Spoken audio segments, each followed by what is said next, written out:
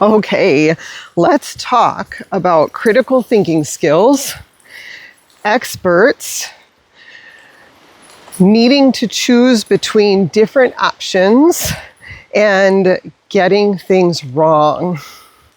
So I had to think about this a lot this weekend after doing the add-on plant walk with Sam Thayer. Now, I gotta just preface this with that man is one of my absolute heroes. I have been following him for a long time. I'm super excited that I had the opportunity to pick his brain for a couple of moments. And it was really a great privilege. And along those lines, I also will be talking a little bit about meeting our heroes. So that's kind of a concept in here as well, especially as we talk about experts. But Sam Thayer said something that struck me really hard, and I want to talk about it. And what that was he discussed things like plants being labeled invasive that are not actually, in his opinion, invasive to our area. We had some discussions about historical, geological, ecological information. I might have just made up some words there, but that it was really great information that he shared with the group about, taxonomy and even the intersection between religion, science, and politics, and how that has affected what we think about the plants and what is invasive and native to where. That was a really huge discussion. And I don't know that I will be able to do that justice. So I'm just going to talk about the things that really stood out to me. And one of those things was this. I personally struggle when people come and talk to me about the plants and they want me to be the expert and tell them how to fix things. And the reason that's a struggle for me is because I have been well trained to not ever set myself up as an expert, no matter how much I know. My training with IIN, the Institute of Integrative Nutrition, that I started before I started my herbalism training and had it alongside my beginner herbalism training, gave me this wonderful concept of my job is to come alongside you or my clients and customers and teach you how to read your own body's cues, how to research the information behind nutrition. And I also apply this to herbs, which is why I will be teaching an herbal education group. But the concept is teaching you how to do the study and do the work and learn your body and learn the information so that you can be the expert on yourself. And what that makes me as a coach is just a guide. So my job is to help bring to you information and not spoon feed it to you, but teach you how to study and research for yourself.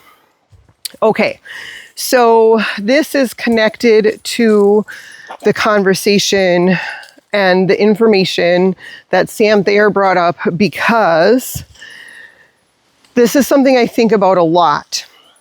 And Sam dropped a few things that I need to really think about and rethink, because I like to go to my resources, the places that I consider trustworthy, the people that I consider experts, and grab information. I inhale that information, I hold on to that information, I share that information. And I tend to fully trust that information.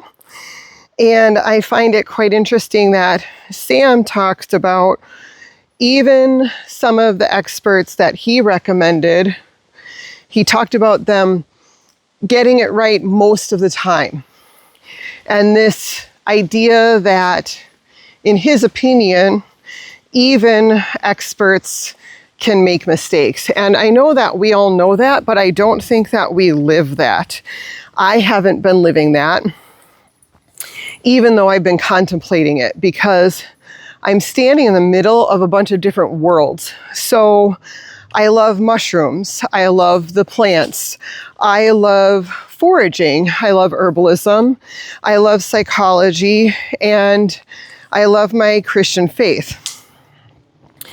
And I tend to be in the middle of those things because sometimes there aren't great cross intersections between them.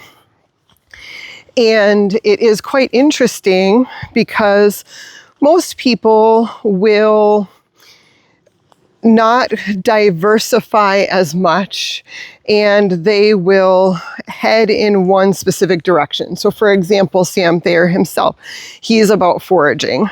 Alan Burgo, who goes by Forager Chef, he is another absolute hero of mine. His goal with his foraging is about cooking food, and not just any food, but absolute gourmet food. And I've tried some of his food now, I can proudly say, and it is incredible. And I've noticed that a lot of people who do the foraging are doing it just for food. A lot of us, we don't think about nutrition. Like, we don't think about the nutrition of that food. Those of us who are doing this for the herbalism side of things, wildcrafting, medicine making, we're not thinking about the food aspect. And then even there are many, many herbalists that they have learned so much, they know so much, they can be absolute experts in their field and maybe haven't spent physical time with the plants. Maybe they haven't made their own medicine. Maybe they buy from other people. And there's nothing wrong with that. Right now, I'm just giving the idea of how there are people who have a tendency to go in just one direction with something. And that is wonderful and lovely. And we need those people because they can dive deep into a subject and understand it more than the vast majority. So, as I kind of stand on the intersection of a lot of these things, and I'm thinking about nature, and I'm thinking about it for emotional health, and I'm thinking about the spiritual aspects of nature from my personal faith. I know a lot of people have applied spirituality to nature or get spirituality from nature, and it does not match my faith, and that's entirely up to them, and that's okay. I have my particular path with that. And I'm also thinking about nature from the aspect of food and nature from the aspect of medicine. And I'm also thinking about medicine from Eastern and Western approaches. I'm thinking about allopathic medicine. I'm thinking about energetic medicine. And I'm thinking about Western medicine. And I've come to a place personally where I believe we need a great intersection between us herbalists and between the medical world. And both sides can fail each other, and both sides can fail the client or patient when we're not willing to work together or uphold each other in high esteem. So that's just a disclaimer there that I am learning to hold the Western medical world in high esteem. And I know that can be really hard for people who are doing natural living, but it is actually very important. Okay, so we talked a bit about the whole expert thing, and I want to come back to that from the plane of psychology a little bit. So Sam really made this statement that made me think a lot about our critical thinking. And here I had felt like I was so strong in my critical thinking and realizing that I'm still relying on the expertise of others in such a way that I may not always be questioning and considering and choosing a path.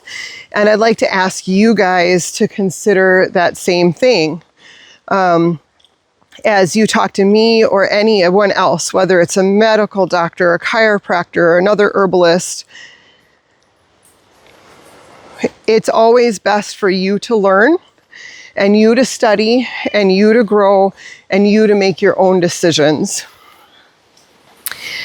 And that really is the biggest thing that I wanted to mention here is you're going to run into a lot of different opinions, even expert opinions, experts who agree with each other and experts who disagree with each other and experts who adamantly disagree with each other.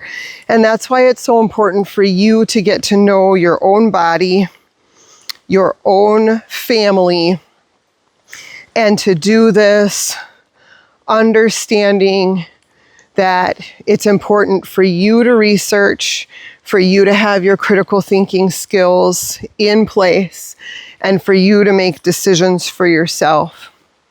So with that said, I wish you all the best. I am looking forward to talking more about this concept maybe. Feel free to put some comments below.